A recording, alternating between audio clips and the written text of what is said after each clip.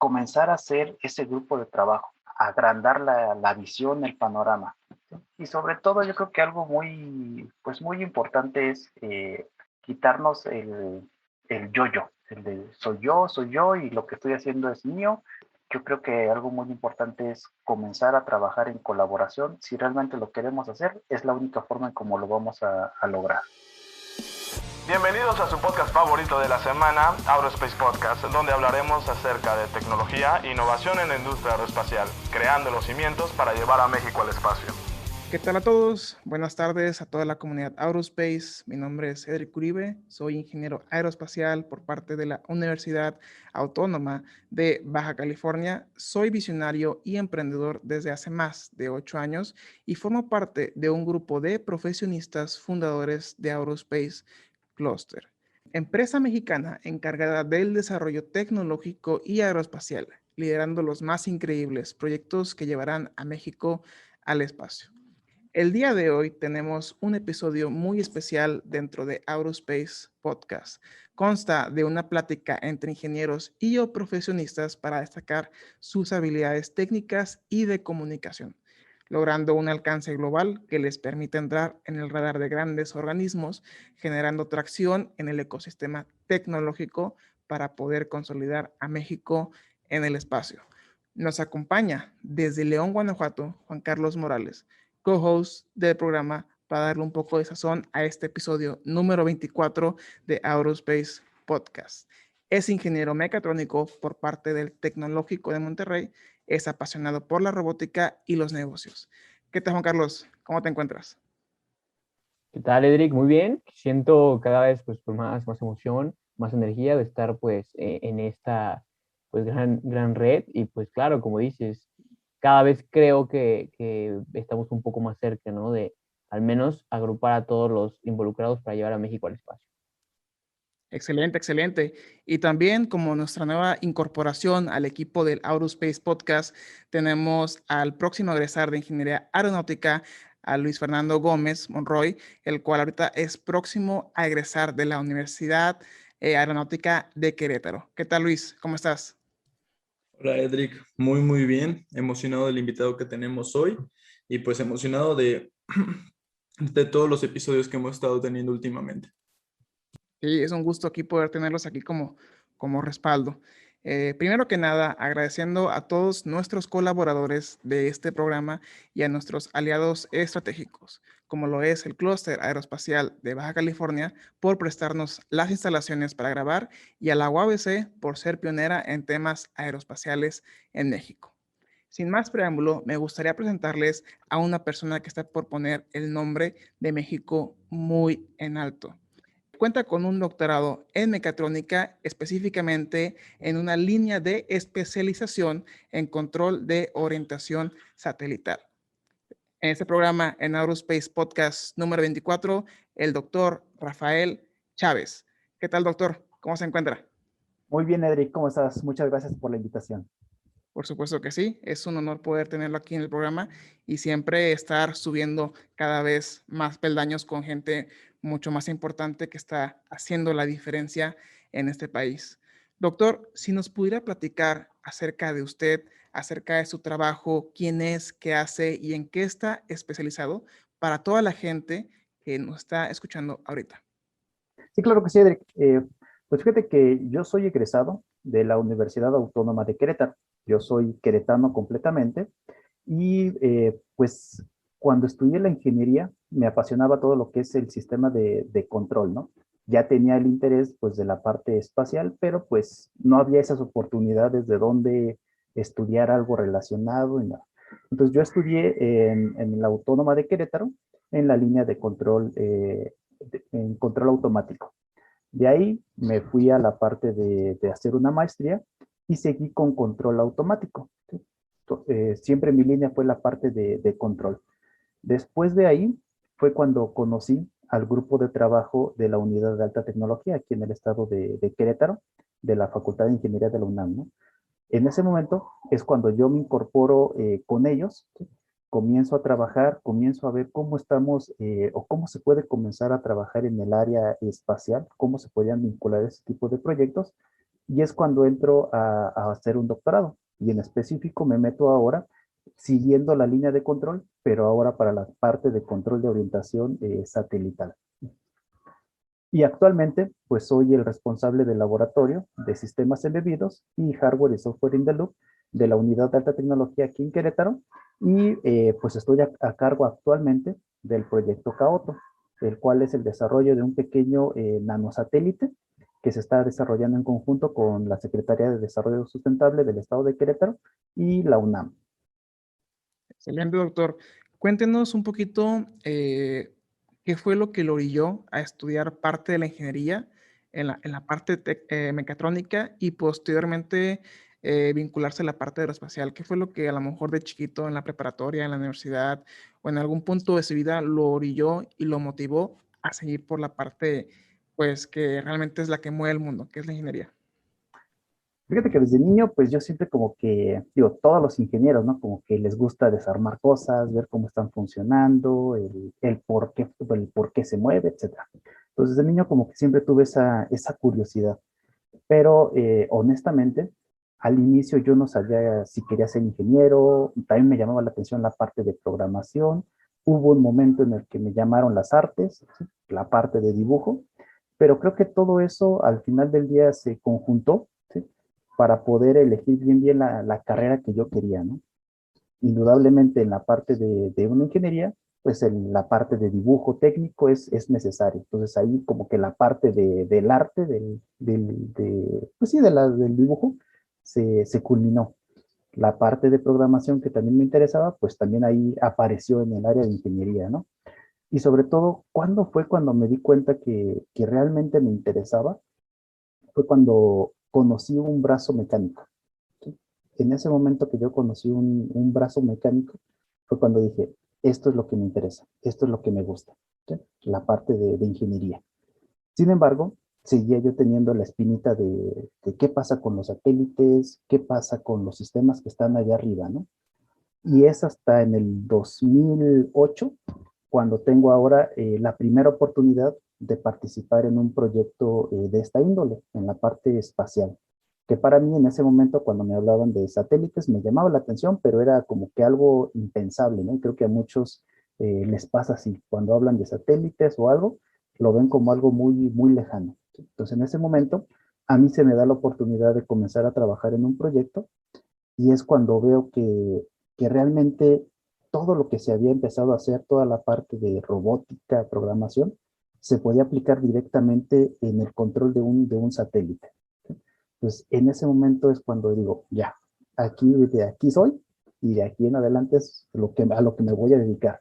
Y actualmente, pues es mi pasión, ¿no? Toda la parte de construcción de satélites, control de orientación, ¿sí? Toda la parte electrónica, instrumentación, eso es lo que me apasiona. Ok.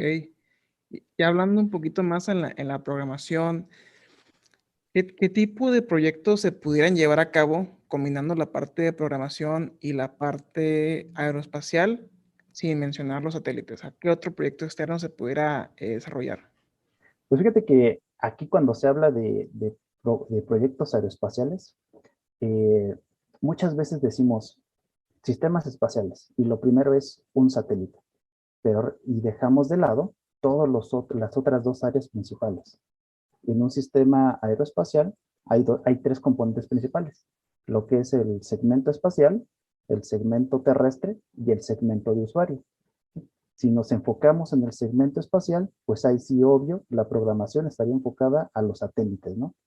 Pero está todo lo que está de lado. En la parte del segmento terrestre, la programación se involucra desde cómo recibir la información, cómo hacer el postprocesamiento, si es audio, cómo recibirlo, cómo procesarlo, ¿sí? Si es una imagen, igual, cómo la recibimos, cómo se decodifica, si se le va a dar algún tipo de tratamiento, para qué me va a servir esa información. Y si nos vamos por el segmento de usuario, es, ok, ya recibí las imágenes, ya recibí el audio, y ahora, ¿qué voy a hacer con él? Pues quiero a lo mejor estar analizando el crecimiento de huracanes, pues la programación me va a ayudar mucho en esa parte, ¿no? Quiero ver a lo mejor el monitoreo de las costas, pues igual la programación me está ayudando. Entonces sí, la programación está en las tres áreas principales de la industria aeroespacial. Excelente. Y para todos los ingenieros que ahorita escuchan el programa, ¿qué tipo de lenguaje de programación recomendaría empezar a usar o desarrollarlo al máximo, para que pues no se enfoquen en aprender ya sea Python, JavaScript, pero o sea, ¿en qué lenguaje de programación se pudieran enfocar? No, no al 100%, pero pues sí que les dé las bases para poder entender, aprender parte del código, el que pudieran defenderse ya directamente de los programadores ya natos. Fíjate que ahí en esa parte, pues sería una opinión un tanto dividida, ¿no? Pero sin lugar a duda, la base sería C.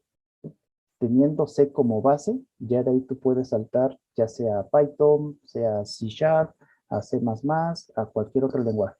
Pero sí la base yo creo que sería C. ¿Sí? Ahora bien, eh, muchas veces, y sobre todo para los chicos, personas que apenas van entrando a lo mejor secundaria, preparatoria, entrar de lleno a C, hay veces que es un poco complicado, ¿sí? En el sentido de, pues requieren tener un poco más de conocimientos o alguna guía, ¿no? Entonces, en ese momento es cuando lenguajes de programación como Python, que son lenguajes un poco más abstractos y de alto nivel, pues les pueden dar esa apertura de entrar al mundo de programación. ¿Sí? Pero si ya realmente quieren hacer un proyecto en forma, C sería lo básico. Excelente, excelente. Y ahorita, por parte del Laboratorio Nacional de Ingeniería Espacial y Automotriz, si nos pudiera platicar qué tipo de proyectos se realizan en esta unidad. Ok, fíjate que la unidad nació como una necesidad del país. ¿Sí? ¿En qué sentido? Realmente, si queremos comenzar a desarrollar la parte espacial o la parte satelital, lo que necesitamos es certificar los componentes, ¿sí? O asegurarnos de que al menos van a sobrevivir las condiciones adversas a las que va a estar en el espacio, ¿no? No son las mismas condiciones estar en el espacio que estar en tierra, ¿no? Entonces, por ejemplo, si nosotros nos ponemos a pensar en, ok, quiero hacer un proyecto de un nanosatélite y lo quiero lanzar a órbita baja. ¿Sí? Tan solo para eso, lo primero que tengo que pensar es, ¿quién lo va a poner allá arriba? ¿Sí? ¿Va a ser un cohete, ¿sí?, dedicado que me va a desplegar? ¿O va a ser un cohete que me va a llevar a la ISS? ¿Cómo lo voy a hacer? ¿Sí? Y dependiendo del cohete que yo elija, el sistema de lanzador o en este caso la empresa que nos va a lanzar, nos va a pedir que nuestros componentes pasen una certificación. Y esa certificación es que yo tome el objeto, lo ponga en una mesa de vibración, ¿sí?, y lo someta a ciertos perfiles. Esos perfiles pues van a ser los perfiles de vibración que va a traer mi cohete en las distintas etapas cruciales de lanzamiento, ¿no? Desde que despega, cuando se hacen las separaciones y cuando me libera. Entonces, si queremos hacer ese tipo de pruebas, necesitamos un lugar especializado en donde se tengan esas capacidades y la infraestructura para poder desarrollarlo. En la unidad, nosotros contamos con un laboratorio de vibraciones precisamente para poder hacer ese tipo de pruebas, ¿no? Se cuenta también con un vibrómetro láser. ¿Y eso para qué es? Cuando nosotros queremos hacer una prueba de un sistema, necesitamos tener un sensor de referencia para estar teniendo las mediciones y la fuerza de aceleración.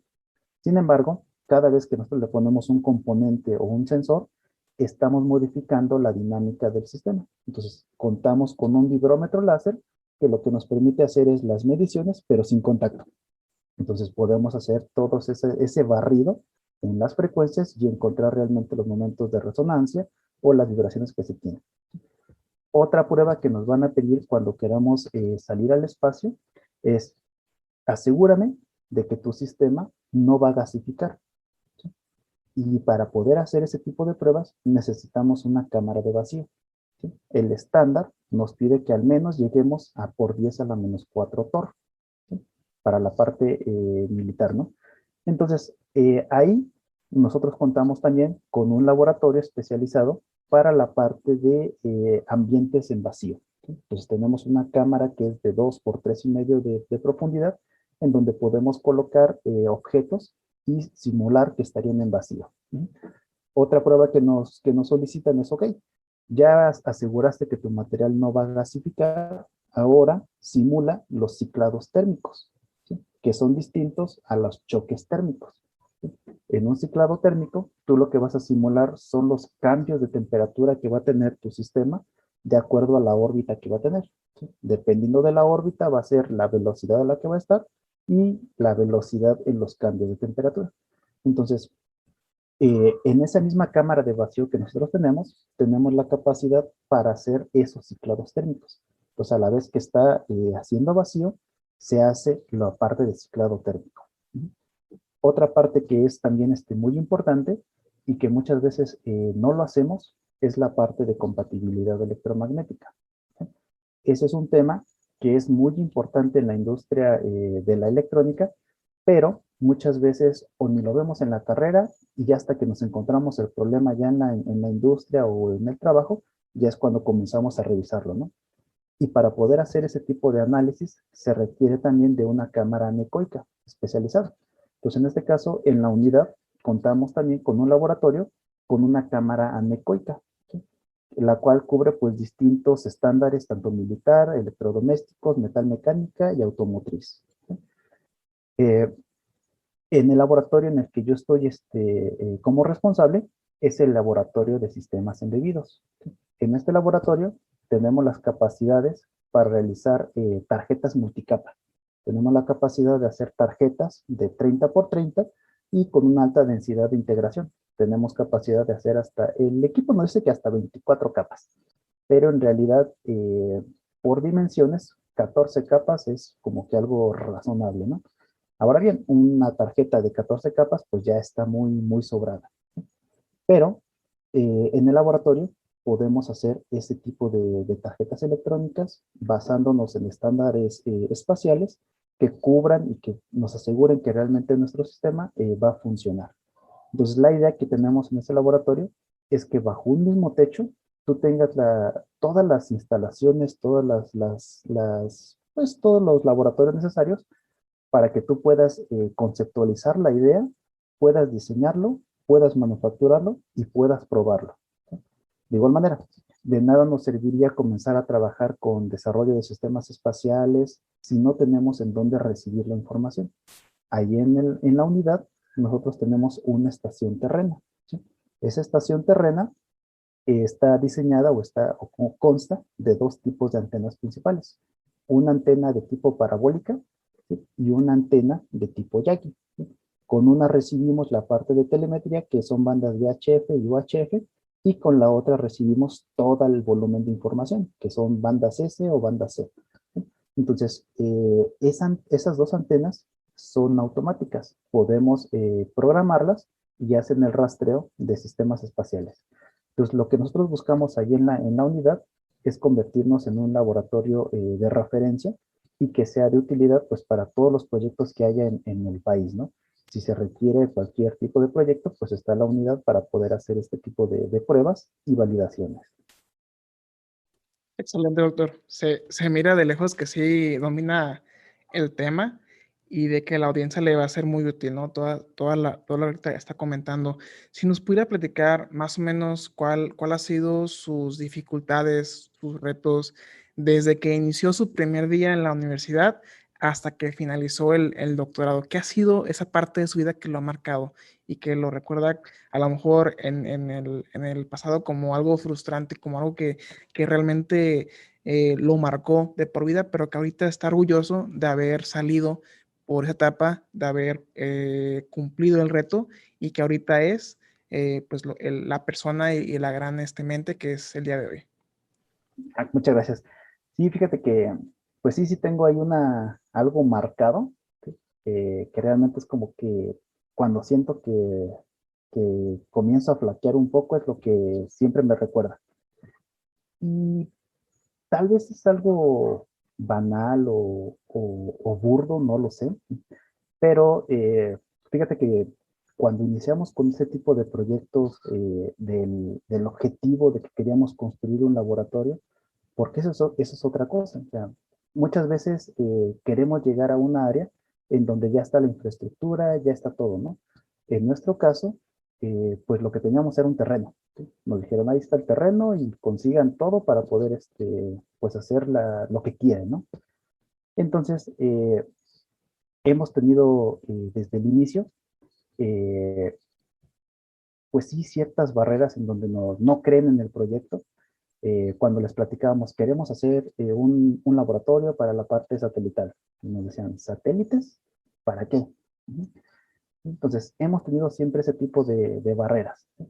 Y algo que respondió a tu pregunta que me marcó fue precisamente cuando estaba entrando a la parte de doctorado. Como tú sabes, pues para entrar a doctorado tienes que hacer exámenes y todo eso, ¿no? ¿Sí? Los exámenes, pues estudiando y todo, los pasé. ¿Sí? Pero en las entrevistas me regresaron 2 veces. ¿Sí? Y la justificación que me daban en ese momento es, satélites, México, ¿para qué requiere satélites? Ponte a hacer mejor otras cosas que realmente el país requiere. Y esa era la justificación que me daban. ¿Sí? Entonces, creo que eso fue lo que me marcó en el sentido de a esa gente como que no visualizaba realmente hacia dónde iba la tecnología o la importancia que tiene actualmente la parte satelital. Y ahora, pues esa gente que en ese momento me dijo, ¿satélites para qué? Ahora sus líneas de investigación son satélites. Entonces, sí es algo que hasta cierto punto me llena de orgullo en el sentido de no flaqueé, aunque me dijeron, no, eso no te va a servir, dedícate a otra cosa. La constancia y tener siempre el objetivo y sobre todo tener al equipo de trabajo que teníamos al lado, que siempre estuvo ahí apoyando, pues es lo que nos ha ayudado, ¿no? Y ahora en muchas ocasiones también nos llegan a decir, ¿quieres hacer un laboratorio de referencia? ¿Para qué? ¿O no lo vas a lograr? Y pues como que recordamos eso de siempre nos han dicho que no, entonces vamos para adelante.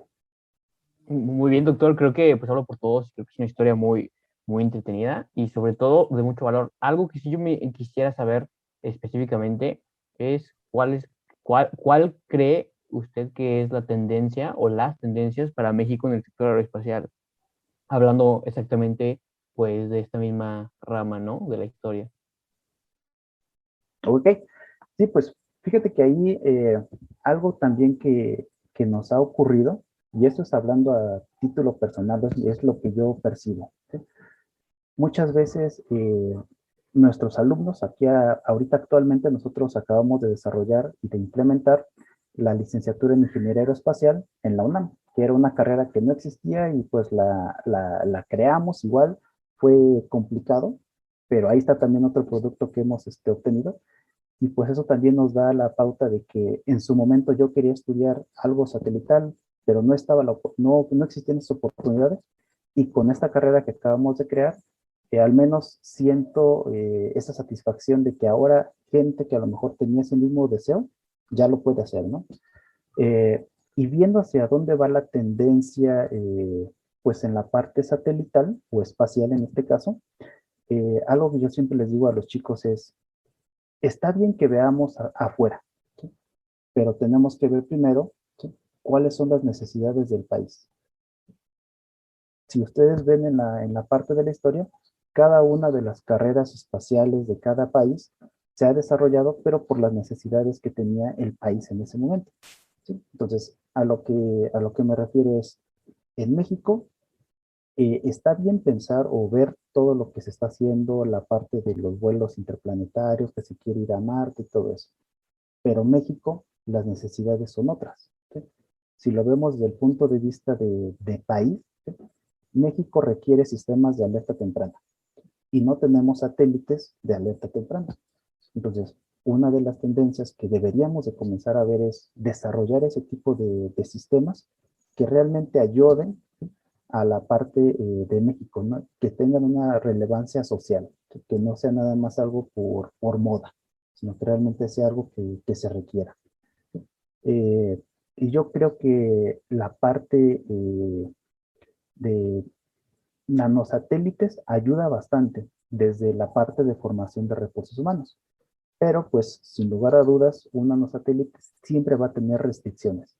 Entonces, la tendencia sería hacer microsatélites y a lo mejor, y la idea sería también trabajar con constelaciones, de tal manera que podamos tener una red de monitoreo, ya sea para la parte de cambio climático o sea para detección de desastres naturales, que México pues está sobre uno de los cinturones de terremotos muy grandes, ¿no?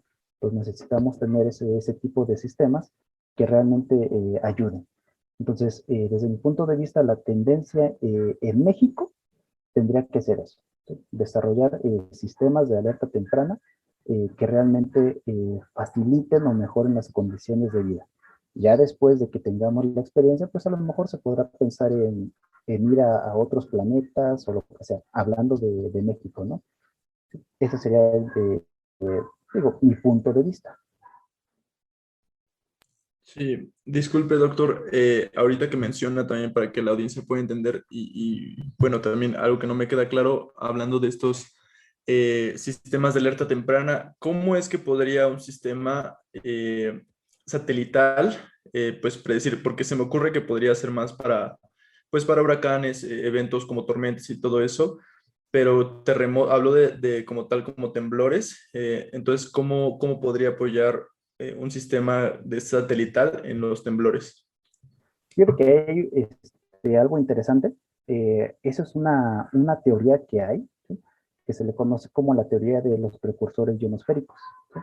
Esta teoría, de hecho, teníamos un proyecto en colaboración con Rusia, y lo que dice esta teoría es de que cuando comienza o cuando va a haber un terremoto, ¿sí? eh, pues esos movimientos se van trasladando hacia el espacio. Y en el espacio podemos observar a través de esos iones, del movimiento de los iones, poder hacer una estimación de un terremoto, ¿sí? Repito, es una teoría, ¿sí? De un científico que está ahorita en Rusia, ¿sí? Que en su momento fue muy cuestionada, pero se ha tenido mucho interés en ese tipo de teoría. Entonces, pudiera ser una forma de simplemente o validar o refutar, ¿no? Si se pudiera validar, la teoría dice que se pudieran detectar los temblores con varias horas de anticipación. Entonces, eso pues pudiera salvar muchas vidas. De igual manera, si resulta la teoría que a lo mejor no es válida o no es completamente cierta, de igual forma es un desarrollo que se tendría para la parte mexicana, ¿no? Cómo se hizo la instrumentación, cómo se validó y qué resultados se obtuvieron. Y pues así como eso, pues hay otros tipos de teorías que nuevamente siguen siendo teorías, pero que de comprobarse, pues ayudarían bastante. Muy bien, doctor. Pues, gracias por compartirnos parte de su experiencia. Y de hecho, acabo de encontrar otro tema relacionado a la parte aeroespacial. Y ahorita usted lo estaba comentando que toda la parte de los terremotos que se llegan a afectar también a la parte del espacio. ¿Qué tipo de, déjame refrescar la pregunta. Ese tipo de conocimientos y de información ya está desarrollado o apenas está dando toda la parte del movimiento sísmico que involucra el espacio. Fíjate que ya está desarrollado, ¿sí?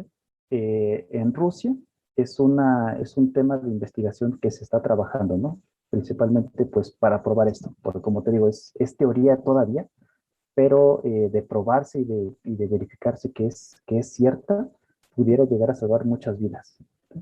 Entonces, y aquí, ¿por qué resalto ese tipo de proyecto? Porque uno de los precursores de ese proyecto era un doctor que estaba aquí en la UNAM, ¿sí?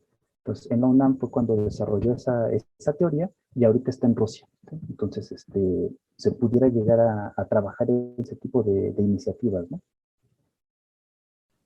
Sí, me gustaría saber por parte de su especialización, al momento de generar o estar estudiando su doctorado, cómo fue que pudo conectarse o lograr entrar pues en el MIT para pues poder tener esta pues definición o parte de enriquecimiento del mismo doctorado. Ok. Sí, fíjate que dentro dentro de los proyectos que se tenían aquí en la unidad, uno de los proyectos es el proyecto Quetzal. El proyecto Quetzal es el desarrollo de un microsatélite que tenía o que tiene todavía como objetivo la detección de agentes contaminantes sobre el territorio mexicano. ¿Sí? Entonces, este proyecto se comenzó a desarrollar en conjunto con dos colegas del MIT, el doctor Paulo Lozano, ¿sí? Y lo que es eh, perdón, se me abrió aquí una ventana, y el doctor Alba. Ellos son dos mexicanos que ahorita se encuentran precisamente en el MIT. ¿Sí?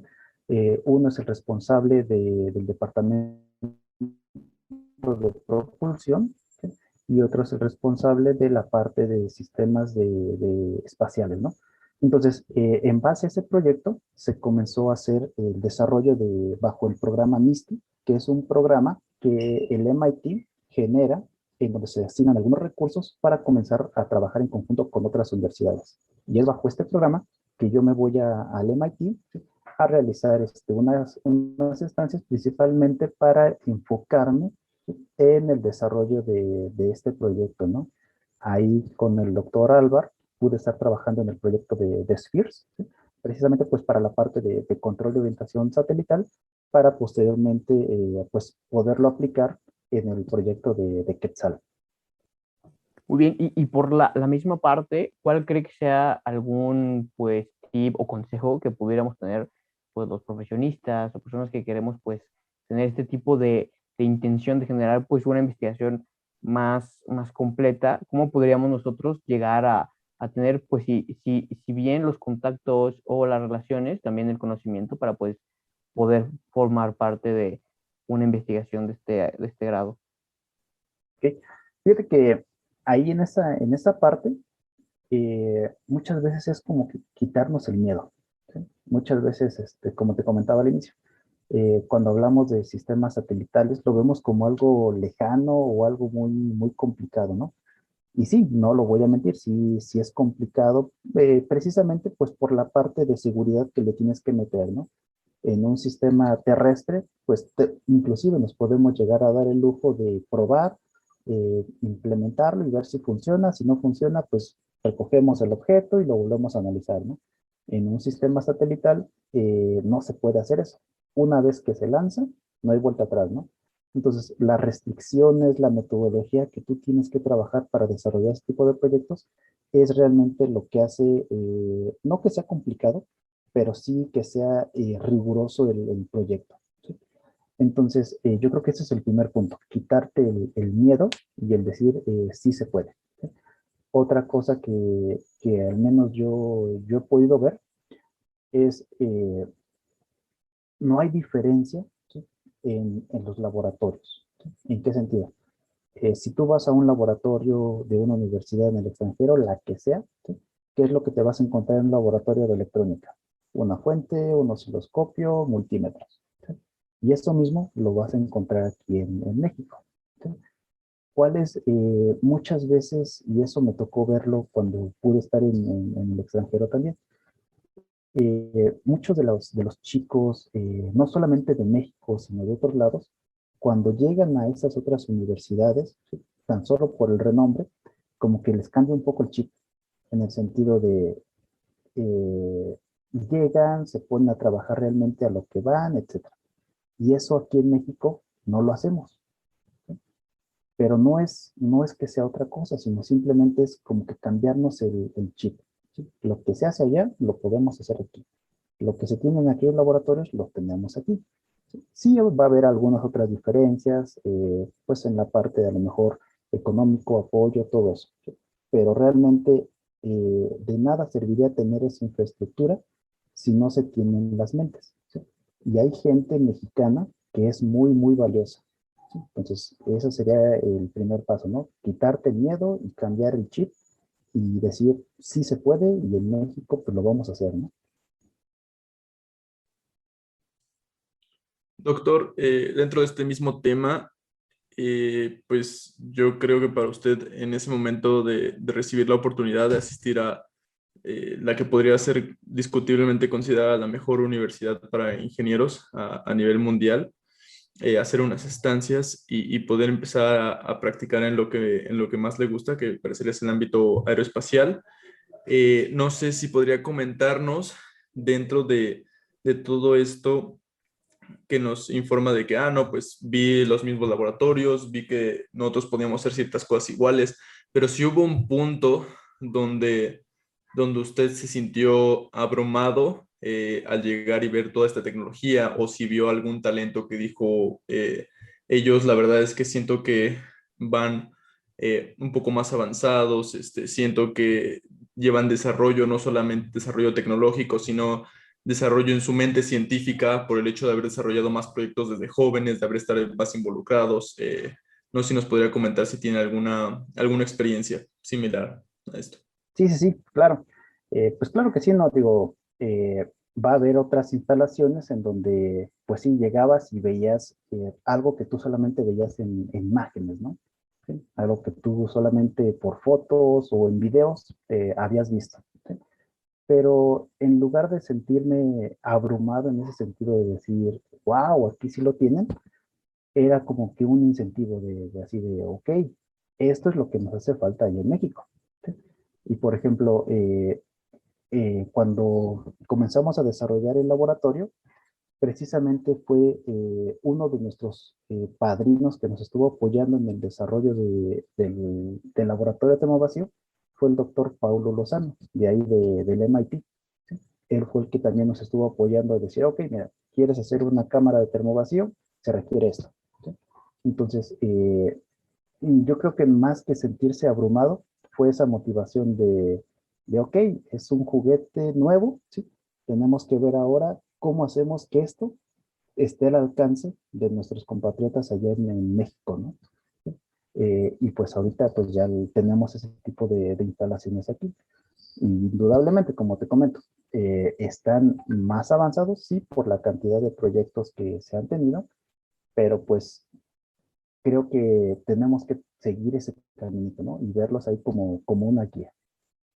No, qué excelente que haya tenido esa oportunidad, y me gusta mucho eh, como comenta, el que no es nada del otro mundo, y que tomándolo paso a paso esas metas que a veces parecen muy grandes, pues se puede lograr. Muchas gracias. Sí, sí, sí. Digo, es complicado. Digo, no lo hemos logrado todavía. Nos falta mucho camino por recorrer, pero pues por algo se inicia, ¿no? Sí. Digo, no se contaba con estas instalaciones. Y de hecho en América Latina no hay ninguna otra institución educativa que tenga este tipo de instalaciones bajo un mismo techo. Entonces ahora lo que estamos logrando es de que países de América Latina nos estén volteando a ver, pues para poder hacer colaboraciones, ¿no? Repito, nos falta bastante, pero pues la idea es comenzar a colaborar y hacer esa vinculación para desarrollar la tecnología. Bueno, nada más para terminar ahorita con cerrar esto, del Instituto de Alta Tecnología ahí en Querétaro, que es donde se encuentra laborando usted. Igual es por un deseo personal, espero que la audiencia se pueda aprovechar de ello. ¿Con qué planes de estudio cuentan en este instituto donde usted labora? Aquí ahorita en la unidad de alta tecnología, nosotros contamos con posgrados, ¿sí? Lo que es posgrado principalmente mecatrónica, enfocados pues a las líneas, pueden meter a la parte espacial, automotriz. Contamos con un posgrado enfocado completamente en automotriz, en otro en diseño de maquinarias, ¿sí? ¿Y por qué estamos trabajando con esas líneas? ¿Sí?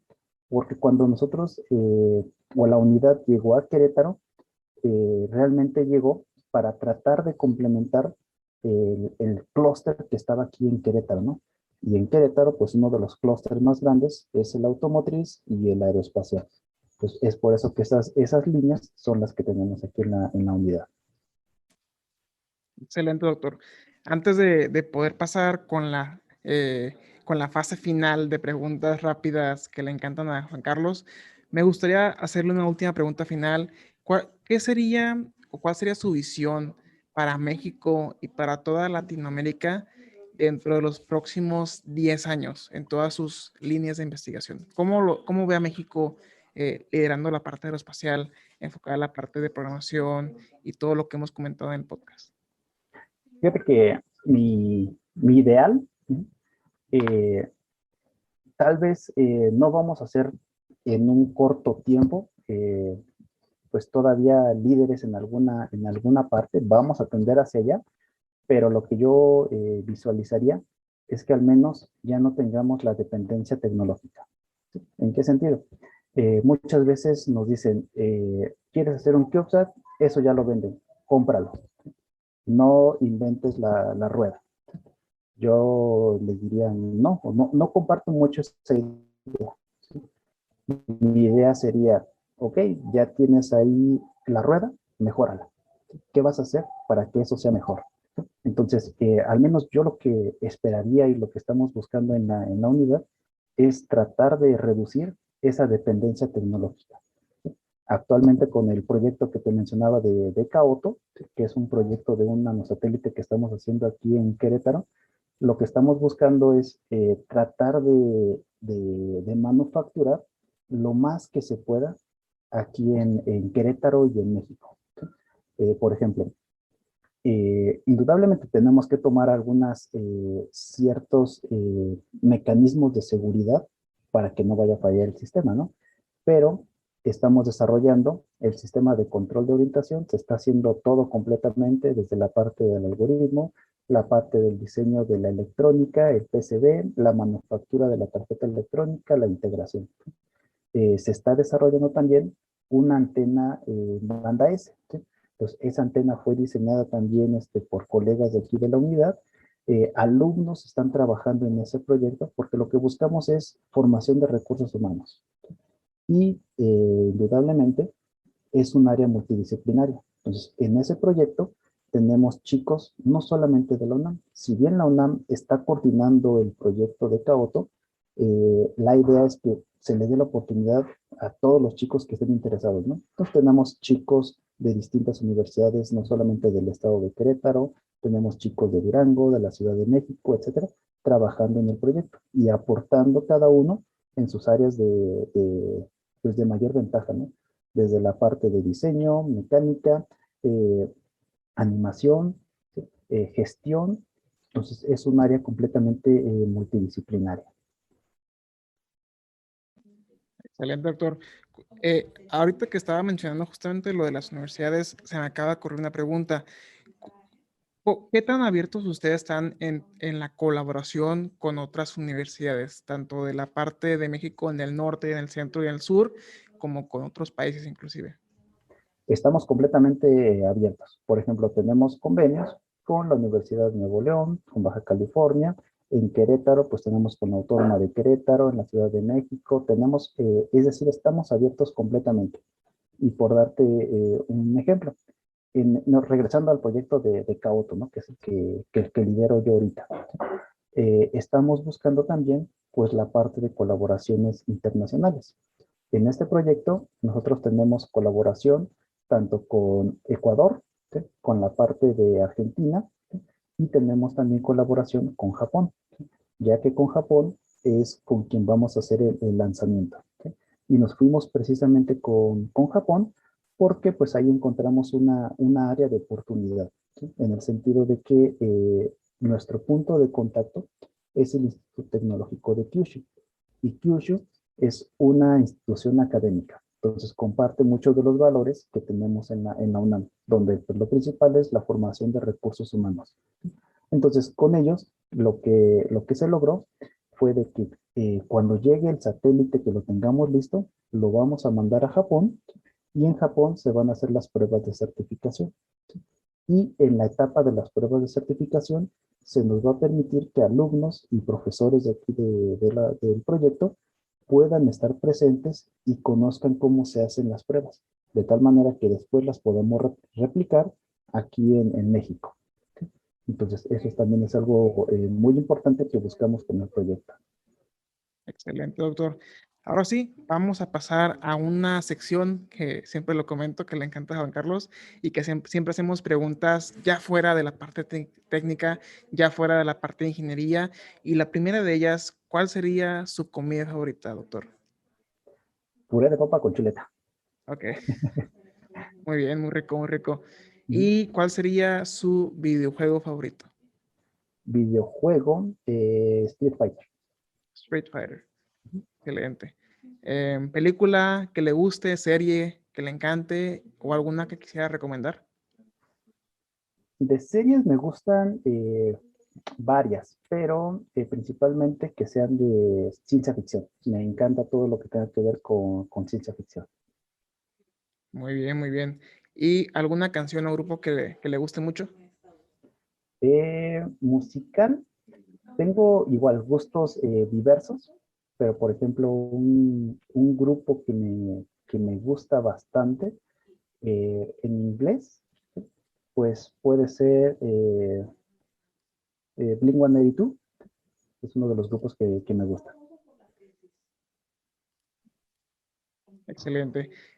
Última pregunta antes de cederle el micrófono a Juan Carlos y a Fernando. Si su vida fuera sacada de un libro, ¿cómo se llamaría ese libro, doctor? Híjole, es una pregunta que me agarraste mal parado. No lo sé, sería Puede algo ser como, algo muy sencillito. puede ser algo como sigue tu camino. Yo creo que es un muy buen consejo, la verdad, porque efectivamente a veces nos descarrilamos y olvidamos nuestra misión, nuestro propósito en la vida. Ujú. Entonces, así de sencillo, yo creo que es el mejor mensaje que podemos dar. Muy bien. Entonces, Juan Carlos, adelante. Claro, nosotros en el podcast tenemos como una especie de quiniela muy, muy interesante, en la cual pues episodio a episodio preguntamos pues, a nuestro invitado, ¿cuándo crees, en este caso la pregunta sería que el humano llegue a Marte, ¿no? Sea como sea, o sea, de que algunos nos dicen que tiene que haber un hotel ahí para poder hospedarnos, bueno, hospedar a la humanidad, o otros solamente llegar tipo pues el alunizaje. Entonces la pregunta es, ¿cuándo cree, doctor, que pues, el humano pise Marte? Yo creo que se va a hacer. Ujú. La fecha, yo creo que todavía falta bastante tiempo porque pues todavía falta hacer pruebas, ¿no? En el sentido de no es nada más la tecnología que te permita llegar de la Tierra a Marte, sino la tecnología que proteja a los seres humanos que van a estar ahí. ¿Sí? La parte de descalcificación, los efectos que va a tener el viaje, creo que eso es algo que si que la tecnología a lo mejor para que te lleve se va a lograr, pero la tecnología para proteger al humano todavía falta. Entonces, ¿cuándo sería? Creo que todavía falta un camino un poco largo. Entonces, digamos un año, más o menos así como para ponerlo en la quiniera. No, yo creo que un año no. No, o Yo, sea, digamos en la fecha, que diga el 2054 o algo así. yo creo que pudiéramos estar pensando, bueno, desde mi punto de vista como por el Sí, claro. 2035, 40 más o menos. Muy bien, muy bien. Para ahí tenerlo en la quiniela. Y también me gustaría saber de todo lo que, pues como persona has podido aprender, sea lo que sea, algo que pues te hayas detenido a pensar y digas de que cómo no supe esto antes, ¿no? Puede ser desde, no sé, que la gelatina se hace tan sencillo o que pues algún hack, ¿no? De que haciendo este tipo de cosas pues podía ahorrarme cierto tiempo. No sé si nos quisieras compartir algún tipo de detalle que te enteraste que dices, wow, ¿cómo no lo supe antes, no? Fíjate que yo creo que cuando he tenido ese tipo de experiencias, fue cuando te das cuenta que la industria o que el desarrollo tecnológico espacial te impacta realmente en todo lo que haces, ¿no? Desde niño, pues te has abrochado los zapatos con velcro y pues nunca te habías puesto a pensar en de dónde salió el velcro, ¿no? Y cuando te das cuenta, pues que el velcro salió de la parte espacial para que los astronautas pudieran adherir objetos a su ropa o que pudieran adherir componentes a las paredes de la estación espacial, etcétera. o te das cuenta que a lo mejor ese taladro que tú ocupas de mano, de pila, también fue desarrollado para la parte espacial, ¿no? Y ahorita también, pues inclusive con la parte de la situación pandémica que estamos viviendo a nivel mundial, el termómetro que se utiliza para tomar las lecturas de forma remota, pues también es de la parte satelital, ¿no? El traje de los bomberos, o sea, es decir, realmente la parte o el desarrollo tecnológico que ha logrado gracias a la parte espacial está en todos lados, ¿sí? Y eso creo que ha sido algo que cuando te pones a pensar o a reflexionar un poquito, dices, estoy trabajando con sistemas espaciales en toda mi vida. Muy bien, muchas gracias por compartirnos esto. Y sí, sin duda hay tantas y tantas cosas que se utilizan y a veces no sabemos, pues, de dónde surgieron o por qué están ahí, ¿no? Ujú. Doctor, y algo indispensable que quisiera llevar a Marte, si tuviera la oportunidad de tener un viaje gratis. Algo indispensable, pues yo creo que un boleto de regreso. Boletos. Yo creo que sería lo más importante. Ujú. Correcto. Doctor, si tuviera a su disposición un espectacular en el cual lo vieran 6.000 millones de personas y unos cuantos marcianos, ¿qué mensaje daría en este espectacular? Yo creo que en el espectacular pondría la foto de mi familia, ¿sí? De mi niña y de mi esposa. ¿Por qué? Porque realmente pues es el motor, ¿no? ¿Sí? Realmente sin ellos no se hace nada. Doctor, yo tengo un par de preguntas. La primera, casi al principio de la entrevista, cuando estábamos iniciando, dijo que entre las cosas que consideró dedicarse venía algo artístico, una parte artística. Entonces, mi pregunta es, si no se hubiera dedicado a lo que es la ingeniería, ¿qué otro trabajo o qué otra profesión hubiera perseguido? Fíjate que me encantaba ser pintor, ¿sí? Me gustaba andar pintando por todos lados, retratos, paisajes. Entonces, yo creo que si no me hubiera ido por el mal camino de la ingeniería, hubiera sido pintor. Y bueno, seguido a esto, algún hobby que tenga que aún practique, digamos, que lleve la mayor parte de su tiempo libre. Pues ahorita muchos de los hobbies realmente los he tenido que dejar un poco por la carga de trabajo, pero a lo que más le dedico tiempo cuando tengo el tiempo libre y cuando lo busco hacer, el tiempo libre, es estar con mi hija. Muy bien, muchas gracias. Pues ahora sí que le agradecemos enormemente su colaboración en este programa. Es muy importante seguir conociendo gente nueva. A veces nosotros, por X o Y razón, nos centramos tanto en nuestro círculo social, en nuestro círculo de amigos directos, que nos olvidamos de que hay gente más adelante o fuera de nuestras fronteras. Y parte de este proyecto, parte de este podcast, es romper con esas barreras, es poder identificar a esas personas estratégicas que pueden ayudarnos y nos podemos también ayudarnos a colaborar, a crear sinergia y algún tipo de colaboración en algún proyecto, ahora sí que espacial, interplanetario, multiversal en algún futuro. Entonces, doctor, gracias por su tiempo. Esperemos poder verlo en otra colaboración, ya sea en un podcast en un futuro o, ¿por qué no? Ahora sí desarrollar, hacer una línea de investigación y desarrollarlo para poder llevar a México al espacio y poder aplicar todos sus conocimientos que ahorita está aprendiendo y que también está haciendo su labor de divulgación. Así que chicos, Luis, Juan Carlos, ¿algún comentario para nuestro invitado de honor en Aerospace Podcast número 24? Pues muchas gracias por el tiempo y sobre todo por darnos esta perspectiva de la industria y pues para dónde se encamina, ¿no? La, digamos, las tendencias para nuestro país y pues claro, el tiempo siempre es agradecido y pues muchas gracias. No, al contrario, muchas gracias a ustedes. Creo que la labor que están haciendo es algo que era necesaria, ¿sí? Precisamente pues para, como tú dices, ¿no, Edric y Juan Carlos? Comenzar a hacer ese grupo de trabajo, ¿sí? Agrandar la visión, el panorama, ¿sí? Y sobre todo yo creo que algo muy, pues muy importante es quitarnos el yo-yo, ¿sí? El de soy yo y lo que estoy haciendo es mío, ¿sí? Es yo creo que algo muy importante es comenzar a trabajar en colaboración. Si realmente lo queremos hacer, es la única forma en cómo lo vamos a lograr. Sí, igual yo quiero agradecerle al doctor de habernos regalado este tiempo de que pudimos platicar.